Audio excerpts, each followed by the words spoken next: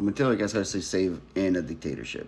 Like I told you before, I grew up in one, and because of life, I've been part of a few. Um, First of all, don't fall for the whole prepper BS. Uh, Big misconception is that you need to have a stock of stuff. The way we survive is that you need to know where, have access to those resources. So the people that are preppers, those are the ones that become the access to resource that I need if I need to do it. So the fourth tip I'm going to give you is to have communication discipline. So be very careful with your communication.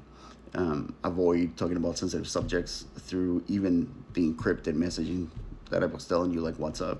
Avoid talking ill or even making any kind of blemish suggestion about the government or anything like that. Don't talk about it with anybody who you don't completely trust and vet it. And when you do it, try to do it in person when there's no record for it, and make sure there's nobody around you that can listen and propagate. So be careful with your communication. That's the first one. I'm sorry, that's the fourth one. Now let's go to the fifth one. The fifth one is very important. You got to create an emergency plan. What does that mean? You got to have an exfil. An exfil is a plan to leave if you need to.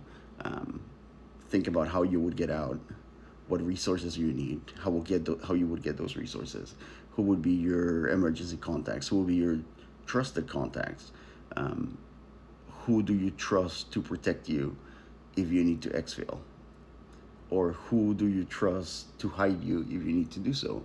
So create that emergency plan if you need to. Of course, this is in case something happens and we get to a problem in the future. It's always good to have information. And then the last one I'm going to give you in this video is just like anything else, like an underground railroad. Build a series of trusted networks. Find people that think like you, that are vetted.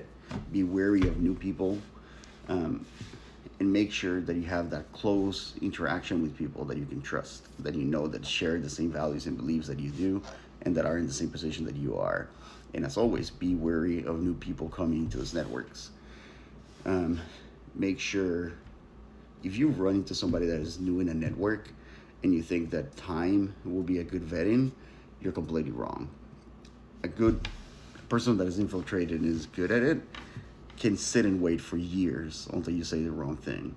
So try to maintain the most close-knit communication that you can, the most close-knit network that you can, and try not to let anybody new in until it is safe to do so.